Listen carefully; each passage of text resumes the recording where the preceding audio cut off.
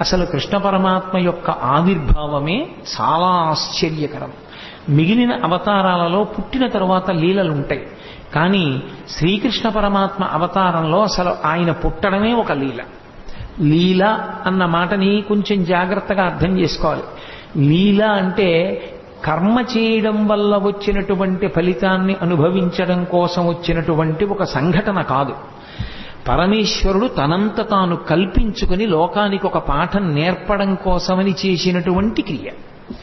అంటే మీకు నేను ఒక ఉదాహరణ చెప్పాలి అంటే, నేను ఇవాళ మీ ముందు ఇలా మెళ్ళో పూలదండ వేసుకుని కూర్చోవడానికి శాస్త్రంలో గతంలో నేను చేసిన కర్మ ఏదో ఫలితంగా ఉంటుంది. కాబట్టి నాకు ఇవాళ ఈ విషయం మీద ప్రసంగించడానికి పరమేశ్వరుడు ఒక అధికారం ఇస్తాడు. అలా ఇప్పుడు కోటేశ్వరరావు గారు లీల చేశారండి అనకూడదు. లీల ఉండదు. గతంలో చేసుకున్న పాపపుణ్యములను బట్టి